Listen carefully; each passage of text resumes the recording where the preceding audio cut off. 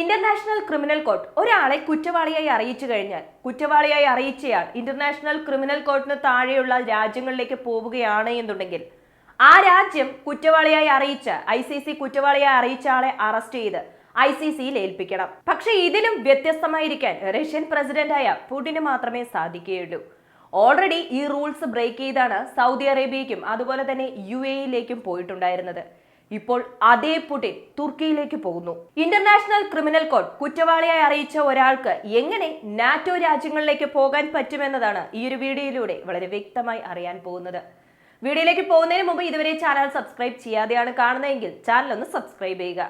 Voice of വിക്കിയിലേക്ക് എല്ലാവർക്കും സ്വാഗതം. തുർക്കി അമേരിക്കയ്ക്കും റഷ്യയ്ക്കും മധ്യേ ഒരു ഫ്രെനമി കാറ്റഗറിയിലുള്ള ഒരു രാജ്യമാണെന്ന് പറയാം. കാരണം തുർക്കിയെ സംബന്ധിച്ച് അമേരിക്കയ്ക്കും ശത്രുവല്ല, അതുപോലെ തന്നെ റഷ്യയ്ക്കും ശത്രുവല്ല. റഷ്യ യുക്രൈൻ യുദ്ധം ആരംഭിച്ച സമയം മുതൽക്കേ തന്നെ റഷ്യക്കെതിരെ നിരവധി സാമ്പത്തിക ഉപരോധങ്ങൾ അമേരിക്ക ഏർപ്പെടുത്തിയാലും അതിനെല്ലാം എതിരായി നിൽക്കാൻ പറ്റുന്ന ഒരു രാജ്യം, അതിലെല്ലാം പ്രത്യേകിച്ച് എടുത്തു പറയണമെങ്കിൽ നാറ്റോ രാജ്യങ്ങളിൽ ഇതെല്ലാത്തിനും എതിരായി നിൽക്കാൻ പറ്റുന്ന ഒരേ ഒരു രാജ്യം തുർക്കി മാത്രമാണ്. തുർക്കിക്ക് ഒരു പ്രഷർ ബിൽഡ് ആകുന്നത് പോലെ തുർക്കിയുടെ വളരെ വലിയ ശത്രുവായ ഗ്രീസിലേക്ക് F-35 വിമാനങ്ങൾ 25 എണ്ണം മുതൽ 40 എണ്ണം വരെ അമേരിക്ക അപ്രൂവ് ചെയ്യുന്ന ഡീലൊക്കെയും ഉണ്ടായിരുന്നു. അതേസമയം തുർക്കിയെയും വെറുതെ വിടേണ്ട എന്നും പറഞ്ഞ് F-16 അപ്ഗ്രേഡ് വേരിയന്റ് തുർക്കിക്ക് കൊടുക്കാനുള്ള ഡീൽ ഇപ്പോൾ ശരിയായിട്ടുണ്ട്.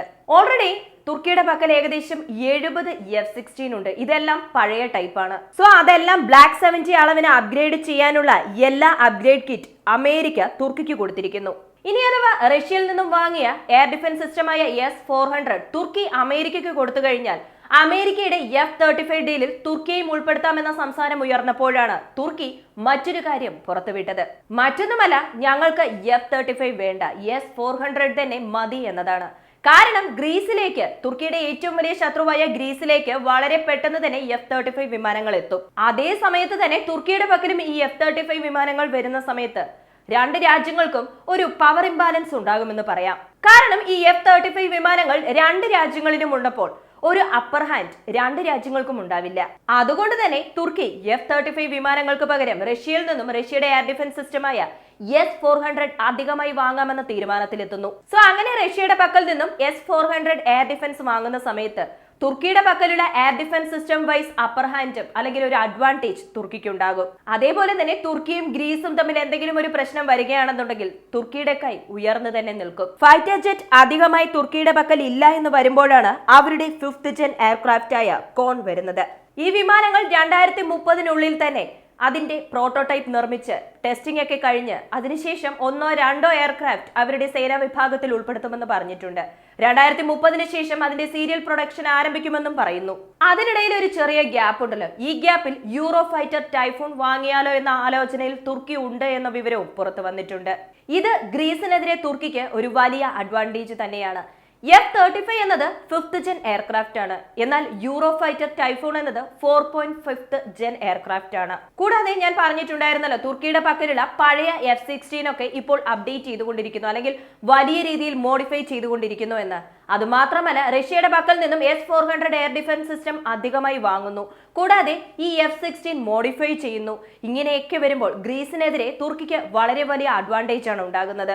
ഈ സാഹചര്യത്തിൽ ഇരിക്കുമ്പോഴാണ് റഷ്യയുടെ പ്രസിഡന്റ് വ്ളാഡിമിർ പുടിൻ ഫെബ്രുവരി മാസം 12-ാം തീയതി തുർക്കിയിലേക്ക് പോകുമെന്ന വിവരം പുറത്തു വന്നത്. പക്ഷേ നിരവധി ഓപ്പൺ സോഴ്സ് ഇന്റലിജൻസ് സോഴ്സിൽ നിന്നും എന്താണ് പറഞ്ഞുകൊണ്ടിരിക്കുന്നതെന്ന് ചോദിച്ചാൽ, റഷ്യയുടെ പ്രസിഡന്റ് ഉപയോഗിക്കുന്ന റഷ്യയുടെ പ്രസിഡൻഷ്യൽ എയർക്രാഫ്റ്റ് IL-96-300 വേരിയന്റിലുള്ള ഒരു എയർക്രാഫ്റ്റ് ഡയറക്റ്റായി മോസ്കോയിൽ നിന്നും ടേക്ക് ഓഫ് ആയി തുർക്കിയിലേക്ക് പോയിരുന്നു. ഇത് കണ്ട പലരും അഭിപ്രായപ്പെട്ടത് എന്താണെന്ന് ചോദിക്കുകയാണെങ്കിൽ ചിലപ്പോൾ റഷ്യൻ പ്രസിഡന്റ് സീക്രട്ട് വിസിറ്റ് തുർക്കിയിലേക്ക് ചെയ്തിട്ടുണ്ടാകുമെന്നാണ്.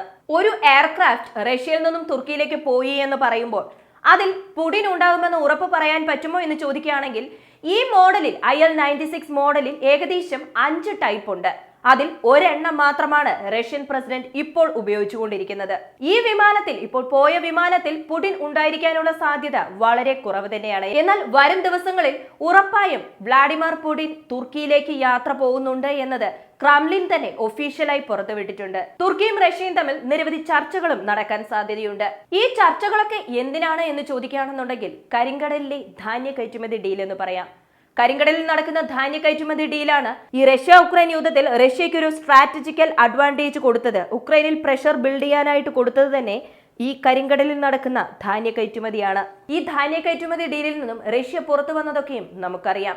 അപ്പോൾ തന്നെ തുർക്കി അമേരിക്കയ്ക്ക് പ്രഷർ ബിൽഡ് ചെയ്തിട്ടുണ്ടായിരുന്നു. കാരണം റഷ്യ ചോദിക്കുന്ന നിബന്ധനകൾ അംഗീകരിക്കുക, എങ്ങനെയെങ്കിലും ഈ ധാന്യ കയറ്റുമതി നടക്കണമെന്നും പറഞ്ഞ്. പക്ഷെ അമേരിക്ക അത് വലിയ കാര്യമാക്കിയിരുന്നില്ല.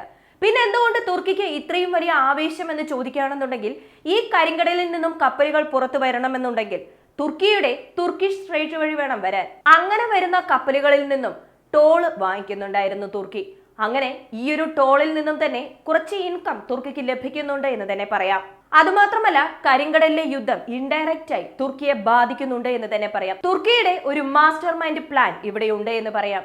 ഓൾറെഡി റഷ്യ തുർക്കിയെ ഒരു ഗ്യാസ് ഹബായി മാറ്റണമെന്ന പ്ലാനിങ്ങിലാണുള്ളത്.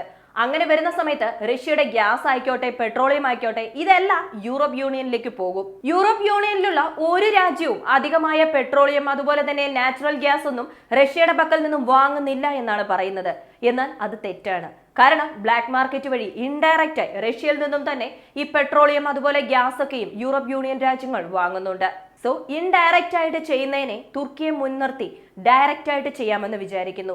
റഷ്യയുടെ പക്കൽ നിന്നും തുർക്കി ഗ്യാസ് വാങ്ങുന്നു, പിന്നീട് അത് തുർക്കിയുടെ ഗ്യാസ് ആയി മാറും. റഷ്യയുടെ പക്കൽ നിന്നും കുറഞ്ഞ വിലയ്ക്ക് ഗ്യാസ് വാങ്ങി സ്റ്റോർ ചെയ്ത് അത് മറ്റ് രാജ്യങ്ങളിലേക്ക് വില കൂട്ടി കയറ്റുമതി ചെയ്യും. അങ്ങനെ വരുന്ന സമയത്ത് പാശ്ചാത്യ രാജ്യങ്ങൾ എപ്പോഴും പറയുന്നത് പോലെ തന്നെ ഞങ്ങൾ റഷ്യയുടെ പക്കൽ നിന്നുമല്ല വാങ്ങുന്നത് എന്ന് പറയുകയും ചെയ്യും. കാരണം അവർ വാങ്ങിക്കുന്നത് തുർക്കിയുടെ പക്കൽ നിന്നുമാണല്ലോ. ഇത് മാത്രമാണ് അവരുടെ ചർച്ചകളിൽ ഉൾപ്പെടുന്നത് എന്ന് ചോദിക്കുകയാണെന്നുണ്ടെങ്കിൽ, ഓൾറെഡി തുർക്കി അതുപോലെ റഷ്യയും തമ്മിൽ പല സ്ഥലങ്ങളിലും ചില പ്രശ്നങ്ങൾ ഉണ്ടാകാറുണ്ട്. പ്രധാന കാരണം എന്ന് പറയുന്നത് ലിബിയ, സിറിയ രാജ്യങ്ങളാണ്. അതുമായി ബന്ധപ്പെട്ട ചർച്ച നടക്കാനും സാധ്യതയുണ്ട്.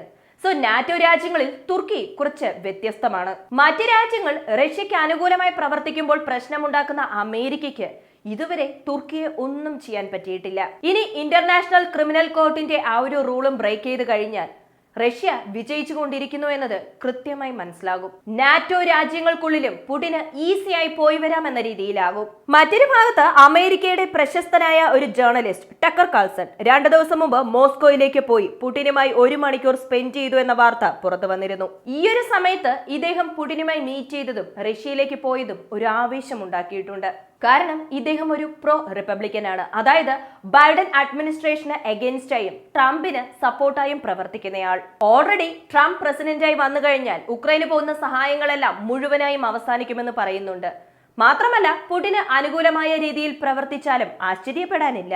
ഈ ഒരു സമയത്ത് അമേരിക്കൻ ജേർണലിസ്റ്റ് ടക്കർ കാൾസൺ പുടിനെ മീറ്റ് ചെയ്ത് ഇന്റർവ്യൂ ചെയ്തത് പുറത്ത് വന്നു കഴിഞ്ഞാൽ തീർച്ചയായും അമേരിക്കയ്ക്ക് അതൊരു തലകുനിവ് തന്നെയായിരിക്കും. ഈ ഒരു വീഡിയോയെക്കുറിച്ചുള്ള നിങ്ങളുടെ അഭിപ്രായങ്ങൾ മറക്കാതെ കമന്റായി ചേർക്കുക. വീഡിയോ ഇഷ്ടമാവുകയാണെങ്കിൽ ലൈക്ക് ചെയ്യുക, ഷെയർ ചെയ്യുക, ചാനൽ ഒന്ന് സബ്സ്ക്രൈബ് ചെയ്ത് സപ്പോർട്ട് ചെയ്യുക. വീണ്ടും അടുത്ത വീഡിയോയിൽ കാണാം. നന്ദി, നമസ്കാരം.